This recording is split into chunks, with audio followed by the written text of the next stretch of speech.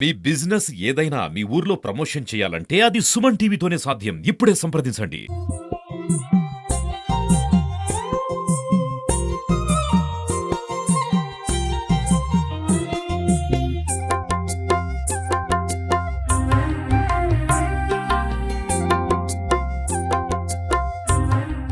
మన ఈ దేవస్థానం శ్రీ సోమేశ్వర స్వామి వారి దేవస్థానం అప్పికొండ.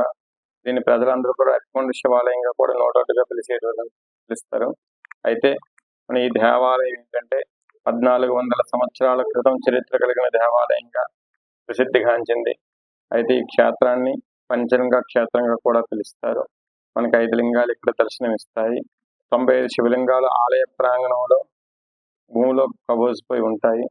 అయితే ఇక్కడ ఇన్ని శివలింగాలు వెలియడానికి కారణం ఏమిటంటే, ఒకానొకప్పుడు సప్తమహర్షుల ఋషి కపిల మహర్షి వారు సాగర తీరాన ప్రయాణిస్తూ ఉండగా ఈ సుందర ప్రదేశం తనకు నచ్చింది. తన నామధేయం మీదుగా ప్రసిద్ధిగాంచిన పుణ్యక్షేత్రం ఒకటి వెలియాలనే సంకల్పంతో సూర్యాస్తమయం నుంచి సూర్యోదయం లోపు ఒక రాత్రికి రాత్ర అతను చేసేటువంటి తపస్సులో 101 శివలింగాలు ఉద్భవింపజేయాలన్నటువంటి సంకల్పంతో ఆయన తపస్సు చేయగా, ఆయన తపస్సుకు మెచ్చి 100 శివలింగాలు మాత్రమే ఇక్కడ వెలిసాయి. 101ది కూడా వెలిసి ఉంటే ఈ క్షేత్రానికి, ఈ ప్రాంతానికి కపిల మహర్షి పేరు మీదుగా కపిలకొండగా పేరు ప్రఖ్యాతులు పొంది ఉన్నాం. మరి 100 వెలిసి ఒక శివలింగం వెలిగిపోవడంతో, 101ది వెలిగిపోవడంతో ఇటువంటిది కపిలకొండగా పేరు ప్రఖ్యాతులు పొందకూడదు, అప్పుకొండగా మిగిలిపోవాలని ఆయన కోపోగ్రతుడేసి పెంచడం జరిగింది. ఆ అప్పుకొండ క్రమేపీ అప్పుకొండగా పిలువబడుతూ ఉంటాయి. ఆయన చేసిన తపస్సులో మొదట వెలిసినటువంటి శివలింగం అంతరాలయంలోది, తర్వాత వెలిసినటువంటి ఆ ప్రక్కన ఉన్నటువంటివి ఉన్న 95 ఆలయ ప్రాంగణంలో భూమిలో కలిసిపోయి ఉంటాయని పూర్వీకులు చెప్తున్నటువంటి మాట. అయితే మన ఈ స్వామివారికి ఏంటంటే, ఇక్కడ వాస్తవానికి పూర్వీకులు చెప్పేది ఏంటంటే, 1200-1400 సంవత్సరాల క్రితం చరిత్ర కలిగిందనిగా వాళ్ళు చెప్తున్నారు. ఆర్కియాలజీ డిపార్ట్మెంట్ వాళ్ళు ఏంటంటే 1000-1100 సంవత్సరాలు అవుతుందని వాళ్ళు చెప్పడం జరిగింది.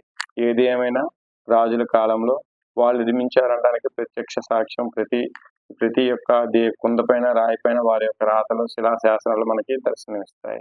అయితే మన ఈ స్వామి వారికి ఈ మహాశివరాత్రిని ఉద్దేశించి ఈ 2 రోజులు కూడా, ఈ 2-3 రోజులు కూడా, శివరాత్రి ముందు రోజు, శివరాత్రి రోజు, తర్వాత రోజు కూడా భక్తజన సందోహం వస్తూ ఉంటారు, స్వామివారిని దర్శించుకుంటూ ఉంటారు.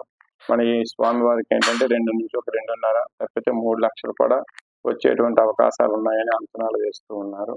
అయితే సముద్ర స్నానం ఆచరించడం, అలాగే అవకాశం ఉన్నంత వరకు దేవాలయం లోపలికి వచ్చే వాళ్ళు వస్తుంటారు, లేని వాళ్ళు స్వామివారికి ఎదురుగా నమస్కరించుకుంటూ ఉంటారు.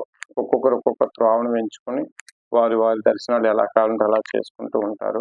కాబట్టి ఈ యొక్క శివరాత్రిని ఉద్దేశించి అన్ని డిపార్ట్మెంట్ల సహకారంతో దేవాలయంలో కానీ, దేవాలయం బయట కానీ, లేదా ఆ యొక్క సముద్ర తీరాన్ని కానీ అన్ని వైపుల నుంచి అన్ని దగ్గరలో కూడా ఆ భక్తులకు ఎటువంటి ఆటంకాలు, ఇబ్బందులు లేకుండా ఉండేలా అన్ని ఏర్పాట్లు చేయడం జరిగింది. ఈ శ్రీ సోమేశ్వర స్వామి దేవస్థానం ఎప్పటి నుంచో ప్రాచీనమైన 11వ శతాబ్దానికి చెందిన ఈ దేవాలయం ప్రసిద్ధిగాంచింది.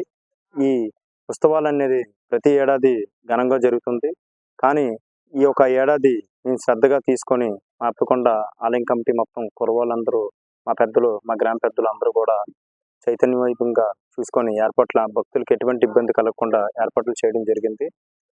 అలాగే మన ఈవినింగ్ భక్తులకి కల్చరల్ ప్రోగ్రాం ఏర్పాటు చేయడం జరిగింది.